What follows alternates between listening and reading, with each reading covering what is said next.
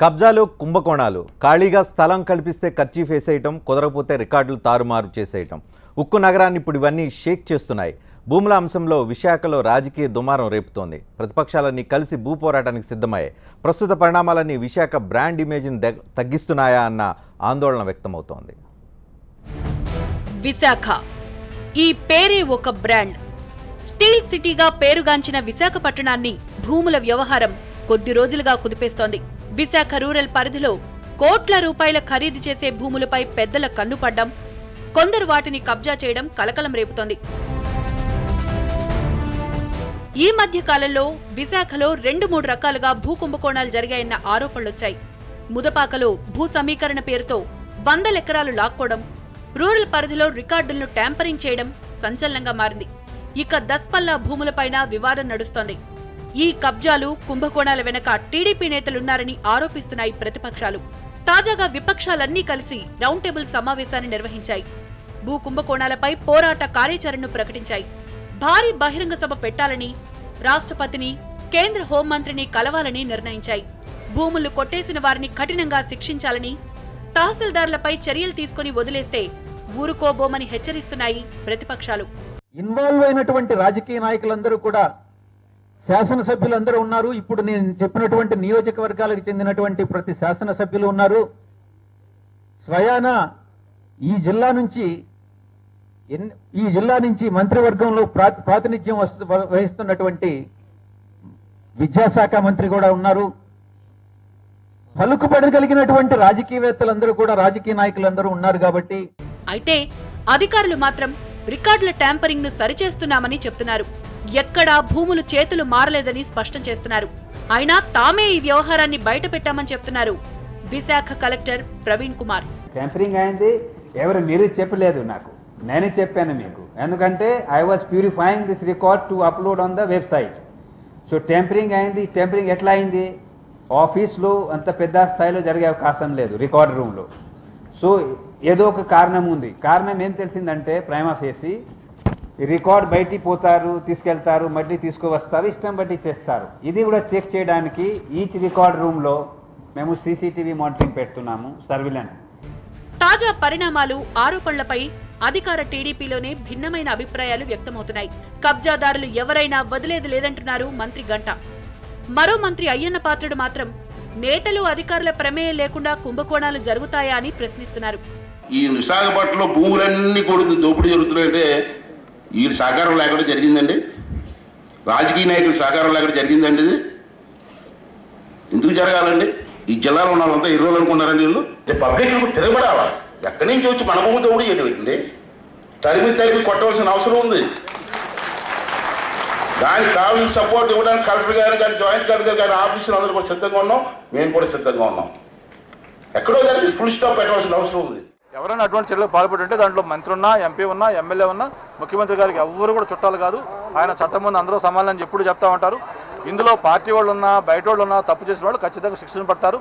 అయితే నేను చెప్పినట్టు మళ్ళీ ఒకటే కోరుతా ఉన్నాను, కొంత స్వార్థం కోసం, ఇంకో దానికోసం వైజాగ్ ఇమేజ్ ఏదైతే బ్రాండ్ ఇమేజ్ ఈ రోజు ఉందో దాన్ని పాడు చేయాలని మాత్రం దయచేసి ప్రయత్నం చేయొద్దు. ఈ పరిస్థితుల్లో భూ కుంభకోణాలు విశాఖలో సంచలనంగా మారాయి.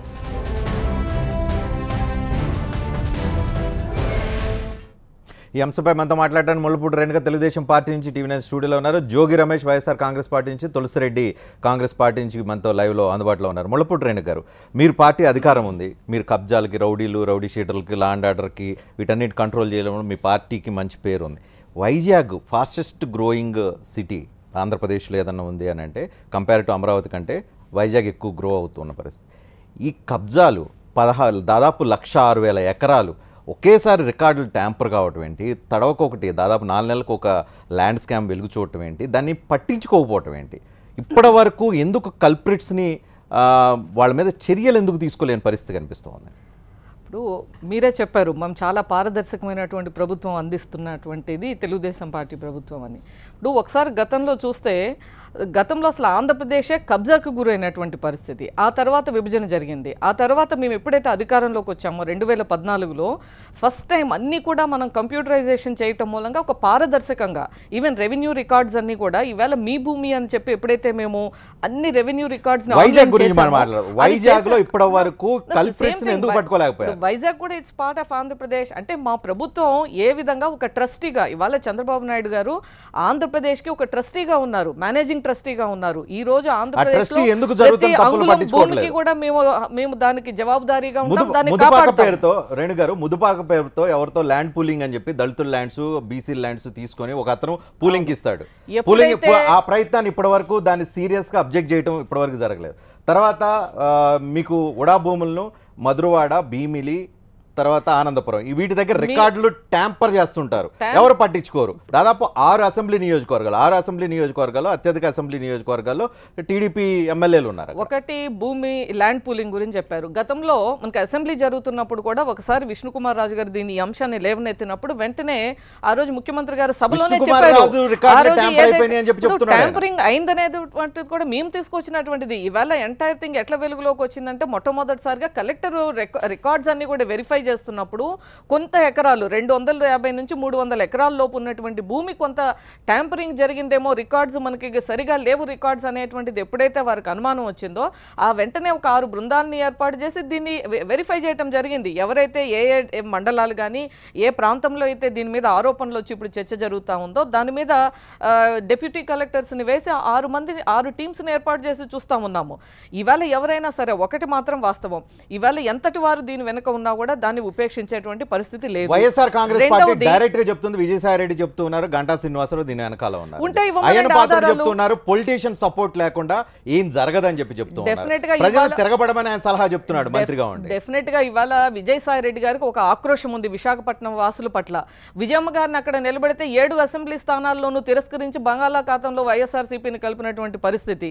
ఇవాళ విశాఖపట్నం అంటే ఒక అంతర్జాతీయ స్థాయిలో ఒక స్మార్ట్ సిటీ. ఇవాళ అది ఏదో ఏపీకి సంబంధించినటువంటి సిటీ కాదు విశాఖపట్నం అంటే. దానికి ఇప్పుడు డ్యామేజ్ జరగట్లేదా? అందుకే ఇది డ్యామేజ్ జరగాలని కోరుకుంటున్నారు. ఎవరైతే కబ్జాలు ఎవరు చేస్తున్నారు, ల్యాండ్ రికార్డులు ఎవరు మారుస్తున్నారు, వాటన్నిటికీ బాధ్యత ఎవరు వహించాల్సిన అవసరం కనిపిస్తుంది. ఉడా భూముల్లో గతంలో స్కామ్ జరిగింది అని చెప్పి 2013లో ఒక రిపోర్ట్ ఇచ్చారు. ఆ రోజు ఉడా వైస్ చైర్మన్ గా ఉన్నటువంటి కోన శశిధర్ గారు ఒక రిపోర్ట్ ఇచ్చారు. అందులో అంతకు ముందు ఉన్నటువంటి వైస్ చైర్మన్ విష్ణు గారి సమయంలో చాలా జరిగింది అనేటువంటి చాలా డీటెయిల్డ్ రిపోర్ట్ ఇచ్చారు. ఆ సమయంలో ఒక 5 మందిని అరెస్ట్ చేశారు. ఆ తర్వాత మళ్ళీ సప్లిమెంటరీ ఛార్జ్ షీట్ ఫైల్ చేసినప్పుడు ఇంకో 13 మందిని పెట్టారు. కాబట్టి ఇవాళ విశాఖపట్నంలో ఈ ఒక రికార్డ్స్ ట్యాంపరింగ్ కానీ అక్కడ గవర్నమెంట్ భూములు ఏదైతే ఆక్రమణకు గురయ్యాయో ఇవంతా జరిగింది ఇప్పుడు కాదు. అందుకోసమే ఈరోజు 2004 నుంచి ఇప్పటి వరకు కూడా విశాఖపట్నం భూములకు సంబంధించి ఏదైతే మేము జరిగిందో మొత్తం అంతా కూడా ప్రభుత్వం డీటెయిల్డ్ ఎంక్వైరీ వేస్తుంది. డెఫినెట్ గా ఇప్పటికే కాదు, ఎవరైతే మా మంత్రి గారు చెప్తున్నారో ఎక్కడ ఎవరు దీని వెనక రాజకీయ నాయకులు ఉన్నారో అదే ఎవరైతే ఉన్నారో అన్ని పార్టీల వాళ్ళు ఉన్నారు. దీని వెనకాల అసలు కుంభకోణం అసలు ఎవరు అనేటువంటిది ఎంక్వైరీలో తెలుస్తుంది. తప్పకుండా ఇవాళ ఎక్కువగా మాట్లాడుతున్నటువంటి నాయకుల యొక్క పాత్ర ఏంటి అనేటువంటిది తొందరలోనే వస్తుంది. ఇవాళ ఉనికి కోసం కాంగ్రెస్ పార్టీ ఆరాట పడుతుంటే మనుగడ కోసం ఇవాళ వైఎస్ఆర్సీపీ పోరాటం చేస్తా ఉంది. అంశాల కరువు వచ్చినటువంటి సందర్భంలో ఇటువంటి అన్ని కూడా చూస్తున్నాం. లీకేజీలు ప్యాకేజీలు ఇది ఎవరు తీసుకొచ్చింది? ఈ యొక్క వెలుగులోకి తీసుకొచ్చింది మా పార్టీ, మా ప్రభుత్వం. జోగి రమేష్ గారు, తెలుగుదేశం పార్టీలో తప్పులు జరిగిన ప్రభుత్వంలో తప్పులు జరిగిన విషయాన్ని వాళ్లే వెలుగులోకి తీసుకొస్తే దాన్ని మీరేదో కనుగొన్నట్టు ఎందుకు దీన్ని పెంచి పెద్ద చేసే ప్రయత్నం చేస్తున్నారా? దీన్ని రాజకీయంగా వాడుకునే ప్రయత్నం చేస్తున్నారా నిజంగానే? రజనీ గారు, గుడ్ ఈవినింగ్. రజనీ గారు చెప్పండి. రమేష్ గారు, రజనీ గారు 1,00,000 ఎకరాల భూమాఫియా భూ కుంభకోణం జరిగితే ఇంతవరకు రాష్ట్ర ముఖ్యమంత్రి గారు నోరు మెదపలేదు, ఒక ఎంక్వైరీకి ఆదేశించలేదు. ఏదో తూతూ మంతం ఎంక్వైరీ కాదండి, ఇది 1,00,000 ఎకరాలకు సంబంధించిన ఇష్యూ. నేను వైఎస్ఆర్ కాంగ్రెస్ పార్టీ బయటకు తీసుకొచ్చిందా? కలెక్టర్ నేను బయటకు తీసుకొచ్చాను, నేనే డిక్లేర్ చేశాను, తప్పులు జరుగుతున్నాయి, మొత్తం టెక్నాలజీని అప్గ్రేడ్ చేసే ప్రాసెస్లు ఇవన్నీ బయటకు వచ్చినాయి, చర్యలు తీసుకుంటున్నామని చెప్తున్నారు. తెలుగుదేశం ప్రభుత్వంలో ఉన్న ఒక అధికారి ఆయనే నేను బయట పెట్టానని చెప్తూ ఉంటే తప్పులు రజనీ జరిగిన గారు, విషయాన్ని బయట పెడితే మీరు రాజకీయంగా వాడుకోవడానికి దీన్ని ఇష్యూ చేస్తూ ఉన్నారా? రజనీ గారు, రాజకీయంగా వాడుకోవటం పక్కన పెట్టండి సార్. ఇప్పుడు రాజకీయం కాదు ఇది. మహానగరం విశాఖపట్నం అని చెప్పి చెప్తా ఉన్నాం. ఈ పరిస్థితుల్లో మహానగరంలో మాయగాళ్లు తయారై 1,00,000 ఎకరాలు దోచుకుంటే దీని మీద అసలు రాష్ట్ర ముఖ్యమంత్రి గారు స్పందించలేదు కదా. ఈ రోజు నేను ఒకటే చెప్తాను రమేష్ గారు, ఇక్కడ క్లారిటీ కావాలి. దోచుకున్నారా, రికార్డులు ట్యాంపర్ అయినాయా? రెండింటికి డిఫరెన్స్ ఉంది. జోగి రమేష్ గారు కలెక్టర్ చెప్తున్నాడు 41 ఎకరాలు ట్యాంపర్ అయ్యాయి, 1,00,000 ఎకరాలు లెక్క చెప్తున్నారు. మీరు మాట్లాడినప్పుడు నేను మాట్లాడలేదు, నువ్వు సైలెంట్ గా ఉంటుంది. ఎందుకంటే మీరు మాట్లాడారు, నేను విన్నా. 1,00,000 ఎకరాలు దోచుకున్నారా, రికార్డులు ట్యాంపర్ అయినాయా? మీరు వినండి ఒకటి సార్. రజనీ గారు, కలెక్టర్ గారు బయట పెట్టారని చెప్తా ఉన్నారు.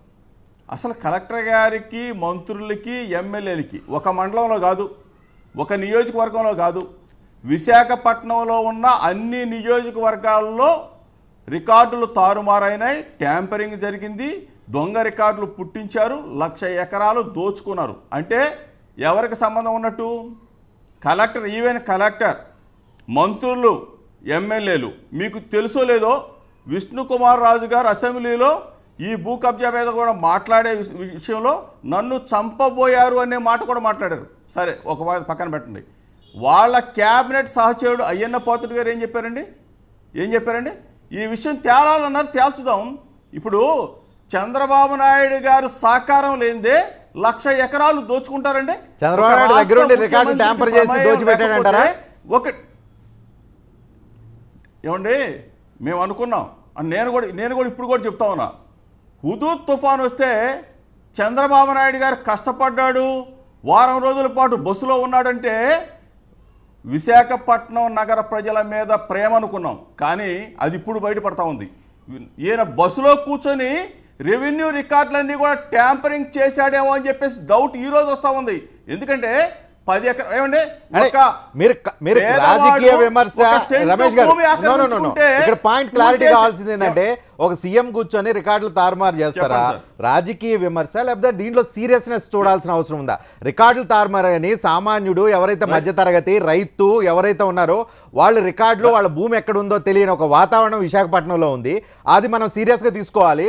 ముఖ్యమంత్రి ఉండి రికార్డులు తారుమారు చేశారు, ఫైల్స్ మార్చేశారు, ఆయన దగ్గర కూర్చొని మొత్తం 1,00,000 ఎకరాలు వేరే వాళ్ళకి దోచిపెట్టారు. దీనిలో జెన్యూనిటీ ఎంతవరకు అనిపిస్తుంది? కేవలం రాజకీయ విమర్శ కింద చూడాలా, లేకపోతే అక్కడ ఎవరైతే మధ్యతరగతి రైతు కానీ మధ్యతరగతి వ్యక్తులు ఉన్నారో వాళ్ళ భూములకు సంబంధించిన న్యాయానికి జరగాల్సిన విషయాన్ని చూడాలా? ఒకటి రజనీ గారు, ఎస్సీల భూములు లాక్కున్నారు, బీసీల భూములు లాక్కున్నారు, అందరి భూములు లాక్కుంటా ఉన్నారు. మేము ఒకటే చెప్తా ఉన్నాము, ముఖ్యమంత్రి గారికి చిత్తశుద్ధి ఉంటే దీని మీద మేము అడిగాం. వైఎస్ఆర్ కాంగ్రెస్ పార్టీ డిమాండ్ చేస్తూ ఉన్నాం. దీని మీద చంద్రబాబు నాయుడు గారు సిబిఐ ఎంక్వైరీ వేయడానికి ఆయన సిద్ధమా? ఎందుకంటే ఇదేదో 1 ఎకరం కాదండి, 2 ఎకరాలు కాదు, 10 ఎకరాలు కాదు, 1,00,000 ఎకరాల భూ కుంభకోణం జరిగింది. ఇది ఎవరికి తెలియకుండానే జరిగిందా? కలెక్టర్ తెలియకుండానే, మంత్రులకు తెలియకుండానే, ఎమ్మెల్యేలకు తెలియకుండానే విశాఖపట్నంలో ఉన్న అన్ని నియోజకవర్గాల్లో 1,00,000 ఎకరాలు జరిగింది కదా. ఒక మండలంలో కాదు కదా, ఒక నియోజకవర్గంలో కాదు కదా, త్రూ అవుట్ విశాఖపట్నం మహానగరం మొత్తం కూడా జరిగితే దీనికి బాధ్యులు ఎవరండి? ఒకవేళ ఆయన బాధ్యత లేకపోతే, ఆయనకి సంబంధం లేకపోతే సిబిఐ ఎంక్వైరీ ఏమనండి. తప్పనిసరిగా ఆయన నిజంగా మంచివాడు, ఆయన నిజంగా నీతిపరుడు, నిజాయితీపరుడు అయితే సిబిఐ క్లీన్ చిట్ ఉంది చంద్రబాబు నాయుడు గారికి, ముఖ్యమంత్రి గారికి. రేణు గారు, ఈ పాయింట్ ఒకటి, ఎంక్వైరీకి ఎందుకు సిద్ధం కావట్లేదు, చర్యలకు ఎందుకు సిద్ధం కావట్లేదు? ఫస్ట్ థింగ్ 1,00,000 ఎకరాలు అంటున్నారు. ఏదైనా ఆధారాలు ఉంటే 24 hours లో మీరు తీసుకొని వచ్చి కలెక్టర్కి ఇవ్వండి. ఇప్పుడు మా రెవెన్యూ శాఖ మంత్రి ఏం చెప్పారు? రేపు 15వ తారీఖున ల్యాండ్ ప్రొటెక్షన్ సెల్ పెట్టారు, టోల్ ఫ్రీ నంబర్ ఇచ్చారు. ఎవరైనా ఎటువంటి ఆధారాలు ఉన్నా, బాధితులున్నా వచ్చి కలెక్టర్కి, అక్కడ రెవెన్యూ డిపార్ట్మెంట్కి చెప్పమన్నారు. మీ దగ్గర నిజంగా 1,00,000 ఎకరాలు ఉంటే ఇవ్వండి. బహుశా వైఎస్ జగన్మోహన్ రెడ్డి గారి ఆస్తుల గురించి చెప్తున్నారేమో 1,00,000 ఎకరాలని చెప్పి. 1,00,000 ఎకరాలు భూ ఆక్రమణకి గురైనటువంటి విధంగానో, ట్యాంపర్ అయినటువంటి విధంగానో మీ దగ్గర నిజంగా ఆధారాలు ఉంటే పెట్టండి. ఊరికే నిరాధారమైనటువంటి ఆరోపణలు చేయకండి. మీ టైంలో జరిగింది 1,40,000 ఎకరాల భూమిని మీరు రాజశేఖర రెడ్డి గారు బ్రదర్ అనిల్ పేరు మీద లేపాక్షి భూములు రాసి పెట్టారు. వ్యాన్ పిక్ లో మీరు 10,000 చూశారమ్మా, రూపాయలు మీరు మీకే రైతుకి ఇస్తాం ఇచ్చి రమ్మా, మీరు రాసిస్తాం. లాక్కున్నటువంటి బ్రదర్ పరిస్థితి అనిల్కి 40,000 రాసిచ్చింది, ఎకరాలని. ముళ్ళపూడి కాబట్టి ఇవాళ రేణుక గారికి రాసిస్తాం, మీరు తీసుకోమ్మా. చేసేటువంటి అమ్మా, 1,00,000 ఎకరాలు. పనిని ఇతర రాజకీయ పార్టీలు కూడా మీలాగే ఉంటాయని చెప్పి భావించడం అది సరైనటువంటిది రైట్. కాదు. కానీ రేణు గారు ఇక్కడ ఒక అనుమానం, ఒక ఆరోపణ, నేను ఒక నిమిషం రమేష్ గారు మీ దగ్గరకు వస్తాను. ఒక అనుమానం, ఒక ఆరోపణ జరుగుతోంది. 1,00,000 ఎకరాల రికార్డులు తారుమారని. ఆ రికార్డులు ఎటువైపు వెళ్ళినాయో తెలియదు. పేదలు వాళ్ళకి ఎవరైతే మధ్యతరగతి వాళ్ళ భూములు ఉన్నాయో వాళ్ళ భూములు వాళ్ళ దగ్గర ఉన్నాయా, ఇంకెవరైనా లాగేసుకున్నారా, లేకపోతే ఇంకేమైనా జరిగినాయా అనేది ఓ డౌట్ వస్తుంది. మీ క్యాబినెట్ లో ఉన్న వాళ్ళకి కూడా డౌట్లు వస్తున్నాయి. ఇలాంటప్పుడు ఎందుకు సీరియస్ ఎంక్వైరీ వైపు ఎందుకు ఆలోచించలేదు? డెఫినెట్ గా అవసరమైతే వేస్తాం. ప్రాథమికంగా దర్యాప్తు ఈవేళ కలెక్టర్ గారు ఆల్రెడీ అదే చెప్పాను, 6 టీమ్స్ వేశారు. ఆయన సింపుల్ చెప్తున్నాడు 1,00,000 ఎకరాలు కాదు 41 ఎకరాలు అని చెప్తున్నాడు. మరి 1,00,000 ఎకరాలు, అసలు 1,00,000 ఎకరాలు భూమి ఉందా గవర్నమెంట్ కి విశాఖపట్నంలో? అంటే మొత్తం అంతా కూడా వీళ్ళు ప్రభుత్వ భూమే కాదు కదా, ప్రైవేట్ భూములు కూడా రికార్డులు మార్చేశారని కదా. మొత్తం ప్రైవేట్ భూములు ఎవరైనా ఆక్రమించుకుంటే కోర్టులకు వెళ్లకుండా చూస్తూ ఉంటారండి. రికార్డు వాళ్ళు ఏం చెప్తున్నారు ఈ రోజు పెట్టిన మీటింగ్ అవుట్కమ్ ఏంటంటే, కొంతమందికి ఏవైతే వాళ్ళ సర్వే నెంబర్స్ ఉన్నాయో సర్వే నెంబర్స్ మార్చేశారు, ఇంకోళ్ళు ఎవరైతే అడంగల్ కాపీలు ఉన్నాయో అవి మార్చేశారు, ఇంకోటి ఎఫ్ఎంబి అంటే ఫీల్డ్ మెజర్మెంట్ బుక్లు అవి మార్చేశారు. ఇట్లా రకరకాలుగా బుక్లు మార్చేశారు. కొంతమంది కొన్ని రకాలుగా మార్చేశారు. ఎవరి భూమి ఏంటో తెలియదు. ఒక్కొక్క భూమి మీద 2-3 ఓనర్షిప్ క్లెయిమ్ చేస్తూ ఉన్నారు. ఇదంతా ఒక గందరగోళ వాతావరణం ఉందని. గందరగోళ వాతావరణం లేదు, సృష్టించేటువంటి ప్రయత్నం జరుగుతూ ఉంది. రజనీకాంత్ గారు ఒక చిన్నది మనం లాజికల్ గా ఆలోచిస్తే 1,00,000 ఎకరాల భూమి అంటే ఎంతమంది బాధితులు ఉండాలి? అందులో కొన్ని లక్షల మంది ఉండాలి. అన్ని లక్షల మందికి నిజంగానే ప్రైవేటు భూములు ఏదైనా కబ్జాకు కానీ ఇంకెవరైనా ఆక్రమించుకుని ఇవాళ వాళ్ళు కోర్టుకు గానీ ఇతరత్ర వేరియస్ ఫార్మ్స్ కి వెళ్లకుండా ప్రూఫ్స్ తోటి అలా కూర్చొని ఉంటారా? ఎవరైనా సరే ఇవాళ ఒక సామాన్యుడైనా సరే వాళ్ళ భూమి పక్కనోడు లాక్కుంటా ఉంటే లాక్కున్నారు, మంచి పని చేశారు మనతో తులసిరెడ్డి కూడా జాయిన్ అయ్యారు కాంగ్రెస్ పార్టీ నుంచి. తులసిరెడ్డి గారు, వైజాగ్ వ్యవహారం గురించి మీరేమనుకుంటున్నారు? మీ పార్టీ నిజంగా ఇంత సీరియస్ గా ఉందా? అక్కడ ఇంత కబ్జాలు చేసే పరిస్థితి ఉందా? ఇన్ని లక్షల ఎకరాలు ఉండే అవకాశం కనిపిస్తూ ఉందా? ఇప్పుడు రజనీకాంత్ గారు ఎవరు బయట పెట్టినా, అది కలెక్టర్ గారు బయట పెట్టారా, అయ్యన్న పత్రుడు గారు బయట పెట్టారా, విష్ణుకుమార్ రాజు గారు బయట పెట్టారా, లేకుంటే ప్రతిపక్ష పార్టీలు బయట పెట్టారా, ఎవరు బయట పెట్టినా విశాఖపట్నంలో భూ కబ్జాలు జరిగింది, రెవెన్యూ రికార్డ్స్ తారుమారు అనేది స్పష్టంగా తెలుస్తా ఉంది. గవర్నమెంట్ 40 ఎకరాలు అంటుంది, ప్రతిపక్షం 1,00,000 ఎకరాలు అంటుంది. సరే, అది మన తర్వాత వస్తాం. కాబట్టి భూ కబ్జా జరిగింది, రెవెన్యూ రికార్డ్స్ తారుమారైన అనేది అది వాస్తవంగా వాళ్ళు ఒప్పుకుంటారు. ఎన్ని ఎకరాలు అనేది, అది ఎన్ని వేల కోట్ల రూపాయలు అనేది సరే, అది ఒక అంశం. ఇక్కడ ఏమి చర్య తీసుకున్నారు? భూ కబ్జా జరిగిందని తెలుసు, రెవెన్యూ రికార్డ్స్ తారుమారని తెలుసు. సాక్షాత్తు మీ క్యాబినెట్లోనే సీనియర్ మంత్రి ఆయనే ఓపెన్గా చెప్పారు. మీ యొక్క మిత్రపక్షం వచ్చేసి ఎమ్మెల్యే విష్ణుకుమార్ రాజు ఆయనే చెప్పారు.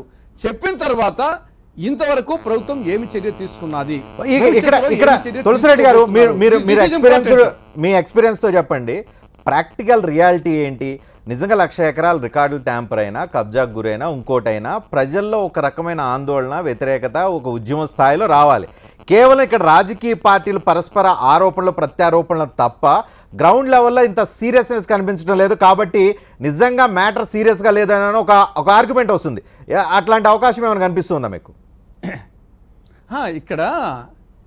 ఇక్కడ ప్రతిపక్ష పార్టీల కంటే కూడా నేను చెప్పేది, మీ క్యాబినెట్లోనే సీనియర్ మంత్రి, మరి ఆయన దాని గురించి ఏమనాలా? మీ మిత్రపక్షము Vishnukumar Raju MLA, BJP MLA, స్థానిక ఎమ్మెల్యే, ఆయన చెప్పిన దానికి ముందు ఆన్సర్ చెప్పాలా? కాబట్టి ఇక్కడ గవర్నమెంట్ ల్యాండ్ కావచ్చు, అసైన్డ్ ల్యాండ్ కావచ్చు, ప్రైవేట్ ల్యాండ్ కావచ్చు, ఫారెస్ట్ ల్యాండ్ కావచ్చు, రకరకాల ల్యాండ్స్.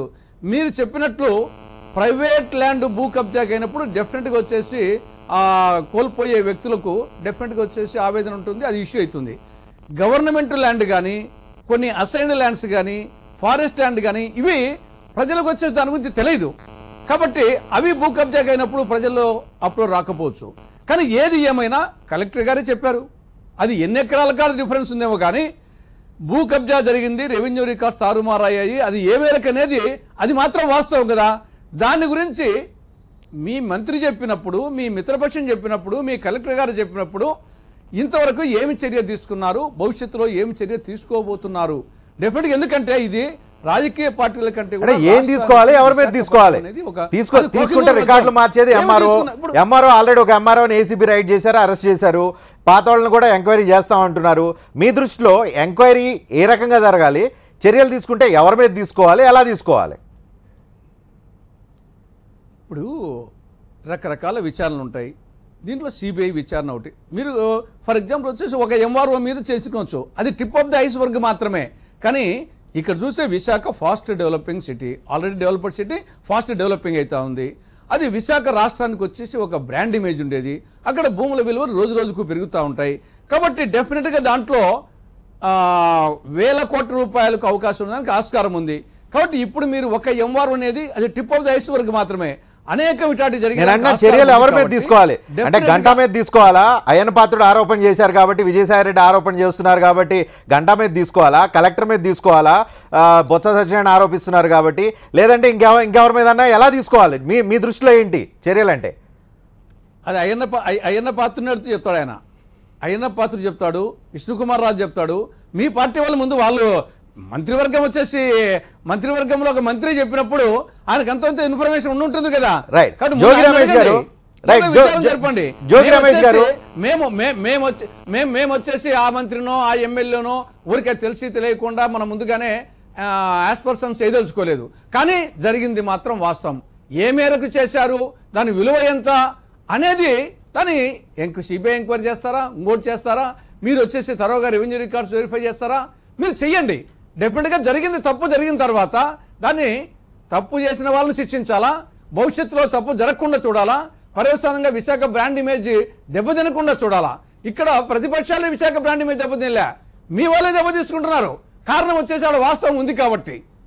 ఇక్కడ ఇష్యూ అయిందల్లా ప్రతిపక్షాలు సరే ఇప్పుడు ఎంటర్ అయ్యుండొచ్చు, కానీ అనేక రోజులుగా విష్ణుకుమార్ రాజు గారు వారు చెప్పినట్టు ఇంతకుముందు అసెంబ్లీలో చెప్పడం జరిగింది, నా ప్రాణాల హాని చెప్పడం జరిగింది. కాబట్టి మీ యొక్క మంత్రి ఓపెన్ గా అయ్యన్న పాత్రుడు గారు సీనియర్ మంత్రి ఆయన, కాబట్టి అటువంటిప్పుడు చెప్పినప్పుడు జోగి రమేష్ గారు కేవలం రాజకీయం చేయడం కోసం ఇష్యూ చేస్తున్నారు అనేది పాయింట్ ముళ్ళపూడి రేణు కానీ తెలుగు దేశం వాళ్ళు కానీ చెప్తున్నారు.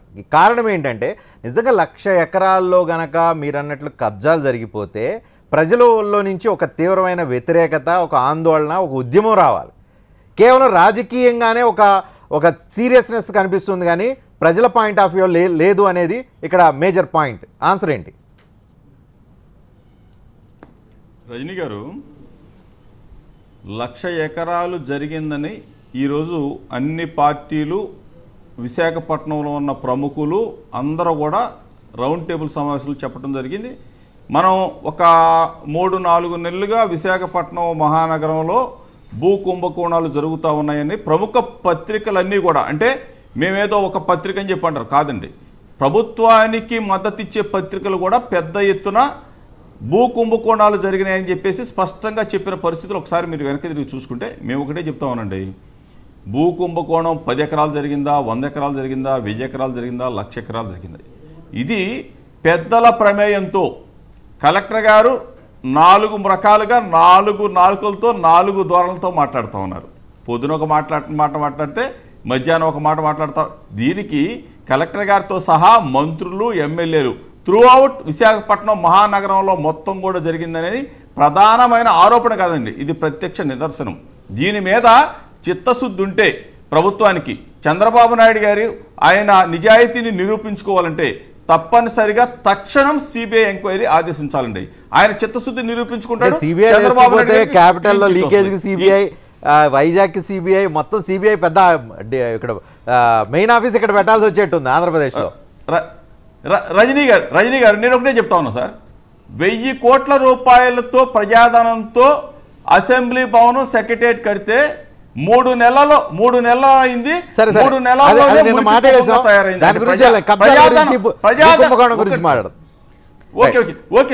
ఓకే సార్, భూ కబ్జాలే జరుగుతున్నాయి. మేము ఒకటే చెప్తా ఉన్నాం సార్, ఆ రోజున రాజశేఖర్ రెడ్డి గారి ప్రభుత్వంలో ఔటర్ రింగ్ రోడ్డు మీద ఒక ఆరోపణ చేశారు ప్రతిపక్షం. వెంటనే ఆయన స్పందించారా లేదా? సిబిఐ ఎంక్వైరీ చేశారా లేదా? అట్లాగనే పరిటాల రవి హత్య కేసులో వెంటనే సిబిఐ ఎంక్వైరీ చేశారా లేదా? ఎందుకంటే పారిపోతారు.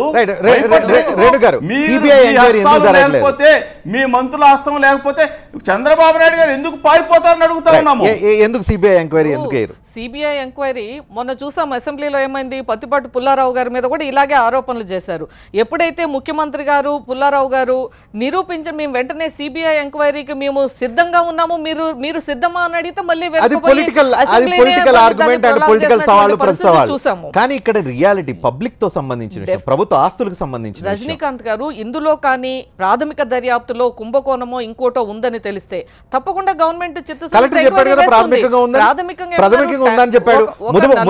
ముదుపాకు సంబంధించి డైరెక్ట్ గా ఓపెన్ గా అందరూ అంగీకరించేదే ఏదైతే లూప్ హోల్ అడ్డం పెట్టుకొని, పూలింగ్ అనే లూప్ హోల్ అడ్డం పెట్టుకొని ఆయన దాదాపు 125 ఎకరాలు కొంతమంది కలిసి కొట్టేయాలని ప్రయత్నం చేశారని, దసపల్లాలో సుప్రీంకోర్టు జడ్జిమెంట్ ను పెట్టుకొని దసపల్లా భూములకు సంబంధించిన వ్యవహారాన్ని అంతా అక్కడ ప్రైవేట్ వ్యక్తులకి అందేలాగా చేస్తున్నారు. ఇవన్నీ కాదా? ఇవన్నీ కుంభకోణాలు కాదా?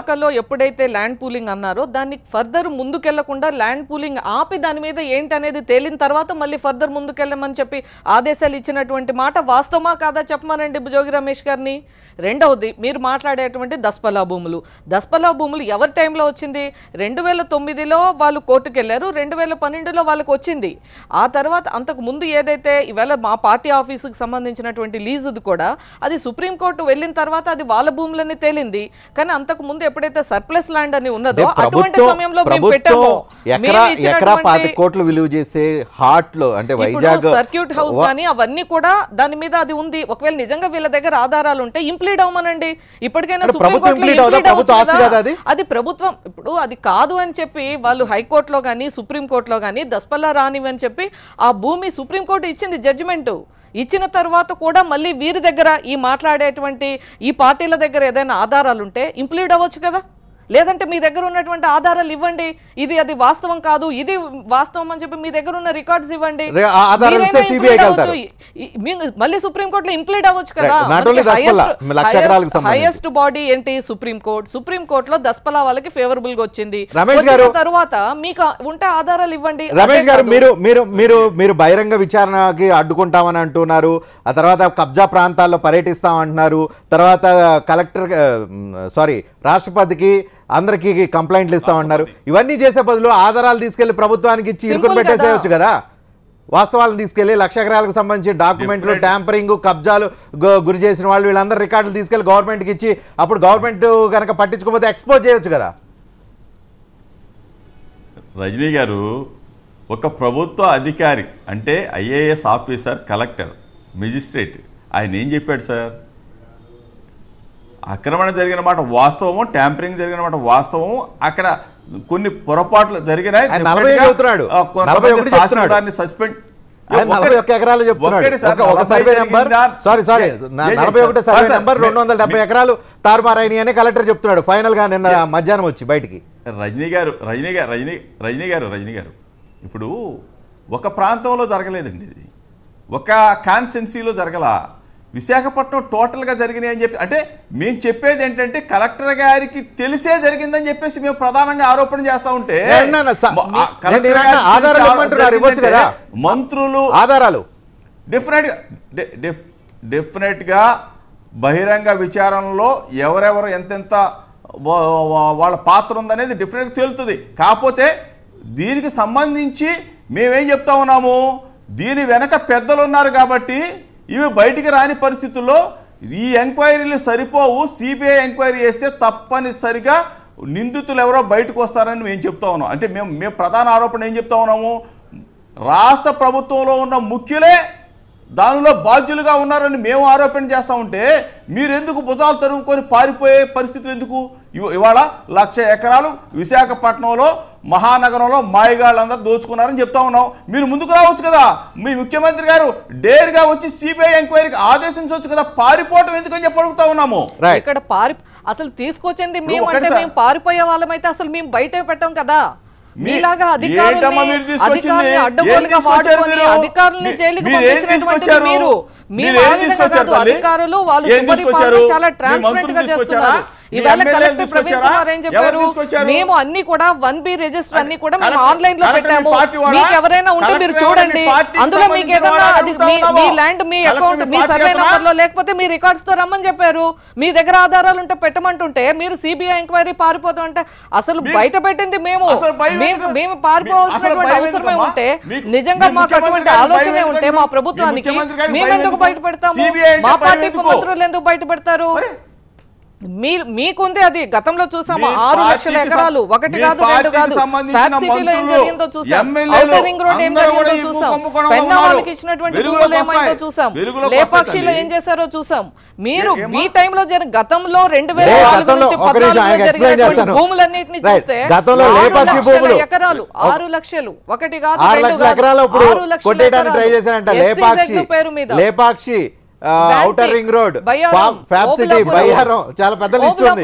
దానికి కౌంటర్ గా మీరు లిస్ట్ తీసుకొచ్చారా? ఒకటి రజనీకాంత్ గారు, రాజశేఖర రెడ్డి గారు చెప్పారు ఇడుపులపాయ ఎస్టేట్ లో ఎస్ఐన్ భూములు నేను అనుభవిస్తున్నాను అని చెప్పి. బ్రేక్ తీసుకోరా.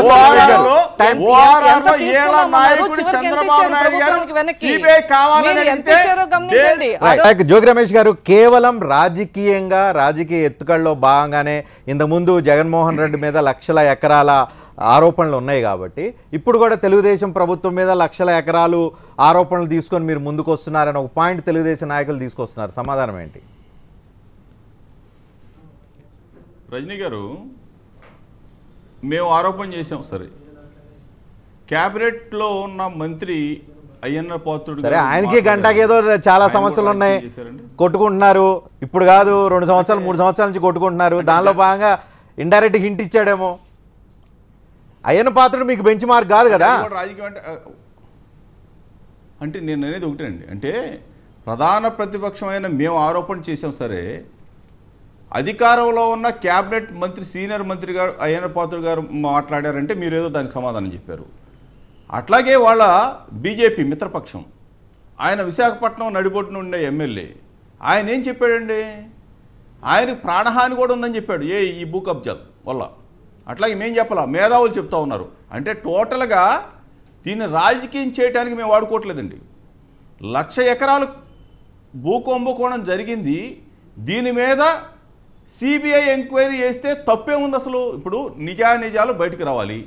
అసలు ఎవరు భూములు ఆక్రమించుకున్నారు, వేల కోట్ల ఎకరాలు ఎవరు తీసుకున్నారు, దీని విలువైన భూములు. విశాఖపట్నం మహానగరం, చంద్రబాబు నాయుడు గారు అసలు విశాఖపట్నం నగరాన్నే సృష్టించానని చెప్తా ఉన్నాడు. ఆ విశాఖపట్నం నగరం సృష్టించిన ఆయనకి మేము ఒకటే చెప్తా ఉన్నాము, మీ తప్పు లేకపోతే, మీ ప్రభుత్వ తప్పు లేకపోతే, మీ పెద్దల తప్పు లేకపోతే మేము ఆరోపణలు చేశాము. మా ఆరోపణ ప్రధాన ప్రతిపక్షాన్ని మా ఆరోపణల్ని, మేధావుల ఆరోపణల్ని, రౌండ్ టేబుల్లో ఉన్న పెద్దల ఆరోపణల్ని మీరు తీసుకోండి. మీరు తీసుకొని సిబిఐ ఎంక్వైరీకి మీరు ఇప్పుడు రాజశేఖర రెడ్డి గారు ఏనాడు కూడా సిబిఐ ఎంక్వైరీ ఏమంటే తడవలేదే. ఆయన ముఖ్యమంత్రిగా ఉండగా ఓఆర్ఆర్ మీద వేసుకోమని చెప్పారు. ఇంతకుముందు మీ మీద 6 లక్షల ఎకరాలు చెప్పారు కాబట్టి ఇప్పుడు 1,00,000 ఎకరాలు తీసుకొచ్చారు అనే పాయింట్కి ఏమైనా ఆన్సర్ ఉందా? కౌంటర్ చేస్తున్నారు. ఒక్కటి సార్, ఇప్పుడు రజనీ గారు నాకు నోరుంది కదా అని చెప్పేసి నేను మాట్లాడేసేస్తా, రేణుకు గారికి నోరుంది కదా అని. ఇది కాదండి. ఇప్పుడు మీరు ప్రభుత్వంలో ఉన్నారు, మేము ప్రతిపక్షంలో ఉన్నాము. ప్రతిపక్ష పార్టీగా ప్రజల ఆస్తుల్ని కాపాడవలసిన బాధ్యత మా మీద ఉంది. ప్రభుత్వ ఆస్తులను కూడా కాపాడవలసిన బాధ్యత మా మీద ఉంది. మేము పరిరక్షించాల్సిన మీరు భక్షిస్తూ ఉన్నారు, మేము కాపాడాల్సిన బాధ్యత మా మీద ఉంది. మేము ఆరోపణ చేస్తా ఉన్నాం. ఆ ఆరోపణకు మీరు సయ్యానండి, మీ ముఖ్యమంత్రి గారిని ఒప్పించండి. దీని వెనకాల ఏంటి అసలు కుట్ర ఏమంటే, ఉత్తరాంధ్ర చాలా ప్రశాంతమైనటువంటి ప్రాంతం. ఎక్కడ కూడా మొన్న చూసాం 2014 ఎన్నికల్లో ఒక్క సీటు కూడా రానటువంటిది వైఎస్ఆర్సీపీ. వాళ్ళకి చాలా ఆక్రోశం ఉంది. అంటే స్వయాన విజయమ్మ గారిని ఓడగొట్టినటువంటి ప్లేసు కాబట్టి ఇక్కడ మనం అక్కడ పక్క రాష్ట్రాల నుంచి కూడా వచ్చి అక్కడ సెటిల్ అవ్వాలని కోరుకునేటువంటి ప్రాంతం. ఎలా అయినా డ్యామేజ్ చేయాలి అంటే ఈ రోజు ఈ ప్రభుత్వం దగ్గర మీరు ప్రజల్లోకి వెళ్ళటానికి అంశాలు లేక కరువుతో బాధపడుతున్నారు వైఎస్ఆర్సీపీ పార్టీ. కాబట్టి ఒకటి, ఇప్పుడు మేము ఎందుకు వెళ్తున్నాం అంటున్నారు, నిజ అవసరమైతే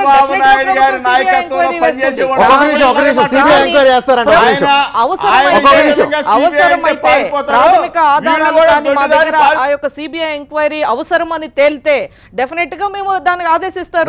మొన్న పుల్లారావు గారి విషయంలో ముఖ్యమంత్రి గారు ఆదేశించలేదా? ఆదేశించిన తర్వాత తోక ముడిచినటువంటి సంఘటనని మనం చూసాం కదా. ఇవాళ మీరు పదే పదే కాబట్టి మీరు ప్రతిదీ లక్ష్యం లేదా మీ ఆస్తులు, మీ భూములు జగన్మోహన్ రెడ్డి సవాల్ చేస్తే చంద్రబాబు నాయుడు గారు పారిపోయారు సిబిఐ ఎంక్వైరీ లేకుండా. మేము ఎప్పుడు చంద్రబాబు నాయుడు గారి మీద గతంలో మీరు ఎన్నో ఎంక్వైరీలు వేశారు, ఎన్నోసార్లు కోర్టులకు వెళ్ళారు, ఏమీ చేయలేక రాజశేఖర రెడ్డి గారి టైంలో కూడా చూసాము. చంద్రబాబు నాయుడు గారిని రాజకీయంగా ఎదుర్కోలేక ఎప్పటికప్పుడు కేసులని లేదా మీకు మీరు కేసు వేసిన ప్రతిసారి ఆయన కడిగిన ముచ్చంలో బయటకు వచ్చిన పరిస్థితి. ఒకసారి తులసిరెడ్డి గారు మీరు ఇంటర్ఫీర్ అవ్వాలి. తులసిరెడ్డి గారు, సిబిఐ ఎంక్వైరీ సొల్యూషనా లేదంటే దీన్ని ఏదో రకంగా? రజనీకాంత్ గారు విశాఖలో భూ కబ్జా జరిగింది వాస్తవం. భూ కబ్జాదారులను శిక్షించాల్సిన అవసరం ఉంది. విశాఖ బ్రాండ్ ఇమేజ్ని కాపాడుకోవాల్సిన అవసరం ఉంది. కాబట్టి ఖచ్చితంగా విచారణ జరిపించి తీరాలా. విచారణకు ఉండేది 4 మార్గాలే. 1 డిపార్ట్మెంటల్ ఎంక్వైరీ, 2 న్యాయ విచారణ, 3 సిబిసిఐడి, 4 సిబిఐ. దాంట్లో సిబిఐ విచారణ అడిగినారు. వెయ్యండి. దీనికి ఇంత తతంగం ఎందుకు వచ్చేసి? మీరు సిబిఐ విచారణకు ఆదేశించడం లేదు అంటే డెఫినెట్గా మీ పార్టీకి చెందినటువంటి వాళ్ళు ప్రభుత్వంలో పెద్ద తలకాయలు దాంట్లో ఉండదని అనుమానం వస్తుంది. మీ ప్రభుత్వం ఏమైనా పడిపోతుందేమో ఆ పెద్ద తలకాయల జోలికి పోతే అని చెప్పేసి ప్రజలు ప్రతిపక్షాలు ఎందుకు ఈ తతంగం? ఖచ్చితంగా భూ కబ్జా జరిగింది వాస్తవమే. అది ఎన్ని ఎకరాలు ఎన్ని వేల కోట్ల తర్వాత వస్తుంది. కాబట్టి ఆ కబ్జాదారులను శిక్షించాల్సిన అవసరం ఉంది. విశాఖ బ్రాండ్ మీద కాపాడుకోవాల్సిన అవసరం ఉంది. విచారణ జరిపించాల్సిందే. ఆ విచారణలో 4 మార్గాల్లో 1 మార్గం చెప్పారు సిబిఐ. వెయ్యండి. దానికి ఇంత తతంగం ఎందుకు వచ్చేసి? ఎప్పుడో వేసిన సమస్య లేదు కదా. ఇప్పుడు ప్రతిపక్షాలు అన్నట్లు వీళ్ళు చెప్తున్నారు. గతంలో గానీ ఇప్పుడు గానీ ఇష్యూ ఉంది. ఇష్యూ వచ్చిన తర్వాత పెట్టాం. మీరే కాదు, మీ దగ్గరికి ఎవరైనా బాధితులు వచ్చినా అక్కడికి పంపించమని అడుగుతున్నాం. మొత్తం అన్ని కూడా అంటే దీన్ని అంతా ప్యాచప్ చేసే కార్యక్రమం జరుగుతుంది అనేది వాళ్ళ ఆందోళన. లేదు, ఒకవేళ ప్యాచప్ చేయకపోతే ఎంక్వైరీ చేస్తే నిజం కాదని తేలితే మీకే బెస్ట్ కదా. వేస్తాము. రేపు మెజిస్ట్రేట్ ఎంక్వైరీ జరుగుతుంది. ఇప్పుడు డెప్యూటీ కలెక్టర్స్ తోటి జరుగుతుంది. ఇప్పటికే ఇన్వాల్వ్ అయినటువంటి వాళ్ళని అరెస్ట్ చేశారు. మీరు చూస్తే కూడా గత సంవత్సర కాలంగా కానీ మేము అధికారంలోకి వచ్చిన తర్వాత చాలా ఫ్రీక్వెంట్ గా ఏసీబీ దాడులు జరుగుతూ ఉన్నాయి. కాబట్టి ఎందుకు అదే కదా ఏసీబీ దాడులు జరిగితే ఒకటి మీద దాడి జరిగితే 250 కోట్లు బయటకు వచ్చింది. ఇంకొకటి మీద దాడి చేస్తే 120 కోట్లు వచ్చింది. ఇంకొకటి తహసీల్దార్ మీద చేస్తే 50 కోట్లు బయటకు వస్తుంది. అంటే వీళ్ళ దగ్గర ఎంత ఉంటే పొలిటికల్ గా ఎంత ఉంది అనేది వాళ్ళ డౌట్. 15 సంవత్సరాలుగా అక్యూముల్ అయినటువంటి మనీని బయటకు తెస్తున్నాం ఇవాళ ఏసీబీ దాడుల ద్వారా. కాబట్టి మీ టైంలో పైనుంచి కింద దాకా పూర్తిగా గేట్లు ఎత్తేసారు. కాబట్టి వాటికి అడ్డుకట్ట వేసేటువంటి ప్రయత్నమే ట్రాన్స్పరెంట్ సిస్టమ్. మీ సేవ తీసుకొచ్చిన ఇవాళ రేషన్ నుంచి ఇల్లు వరకు కూడా గతంలో అది అవినీతికి పాల్పడ్డారు. వాళ్ళు డైరెక్ట్ గా ఆరోపణ చేశారు. రాజకీయ నాయకులు అయ్యన్న పాత్రుడు సహా రాజకీయ నాయకుల పాత్ర లేకుండా అక్కడ జరగదని. మీ పార్టీలో మీ కేబినెట్ లో ఉన్న మంత్రి ఉన్నాడు అని చెప్పి డైరెక్ట్ ఎలిగేషన్ చేస్తున్నారు. ఎవరు చేస్తున్నారు? అయ్యన్న పాత్రుడు గారు చెప్పారా? మా పార్టీలో ఉన్నటువంటి మంత్రులు ఉన్నారు, మా పార్టీలో ఉన్నటువంటి రాజకీయ నాయకులు లేకుండా అక్కడ ఎవరు కబ్జాలు చేయరు, బయట నుంచి వచ్చిన వాళ్ళు ఏంటి ఇక్కడ రూపాయిందని. అవును, ఇవాళ ఆ రోజున విశాఖపట్నంలో అంతా కడప నుండి వెళ్ళి అక్కడ సెటిల్మెంట్స్ చేశారు. ఎందుకు 2014లో విజయమ్మను తిరస్కరించారు అక్కడ? ఆ రోజు నుంచి ఇప్పటి వరకు కూడా అక్కడి నుంచి వెళ్ళారు. మైగ్రెంట్స్ అంటే మీకు పక్కన ఉన్నటువంటి మీరు ఎక్కడి నుంచి ఏ పార్టీ నుంచి వచ్చిన వాళ్ళు, ఏ పార్టీ నుంచి వచ్చినటువంటి రాజకీయ నాయకులు, గతంలో ఏం జరిగింది? జోగి రమేష్ గారు, మీరు గంటా శ్రీనివాస్ మీద మీకు డౌట్ ఉంటే డైరెక్ట్ గా ఎందుకు డాక్యుమెంట్స్ బయట పెట్టరు? ఎందుకు ఆధారాలు బయటకు పెట్టరు? ఎక్స్పోజ్ ఎందుకు చేయరు? సో అందుకని ఒక్క నిమిషం తల్లిదే. జిల్లా మెజిస్ట్రేటే ఒక సర్వే నంబర్లో 241 ఎకరాలు ట్యాంపరింగ్ జరిగింది అంటే ఆయన స్వయంగా ఒప్పుకుంటే మా ఆరోపణలో అంటే నేను ఒకటే చెప్తా ఉన్నాను సార్, ట్యాంపరింగ్ జరిగినంత మాత్రం కబ్జా జరిగిందని అంటారు. జోగి రమేష్ గారు అదొకటి ఏమండి రజనీ గారు, మీకు తెలియదు పాస్బుక్లు లేకపోతే దొంగ పత్రాలు ట్యాంపరింగ్ ఒక్కటి కాదు, మహానగరం అని చెప్పుకునే విశాఖపట్నంలో మాయగాళ్ళందరూ కూడా అక్కడే జరిపారు. ఎవరు మాయగాళ్ళు? ఎందుకంటే హైదరాబాద్ టైటిల్స్ ఇస్తున్నారు, పేర్లు చెప్పండి నాకు. రజనీ గారు మీరు చూశారు హైదరాబాద్లో ఎంత మాయగాడు తయారయ్యారో. ఇప్పుడు అక్కడి నుంచి పారిపోయి ఇక్కడ పాగా వేశారు. రేణుక గారికి మీకు చెప్తా ఉన్నా, కడప నుంచి వచ్చి కబ్జా చేశారంటా ఉన్నారు కదా. మీ ప్రభుత్వం ఏముంది కదా, మీ ముఖ్యమంత్రి గారు ఏమన్నారుగా, మీరు ఎంక్వైరీ చేయండి, బయట పెట్టండి. మా వాళ్ళు ఎవరైనా ఉంటే ఆయన అన్న మాటలు రేణు గారు ఒక పాయింట్ కనిపిస్తుంది. మీరు మీరు కడప గురించి కాసేపు అడగండి.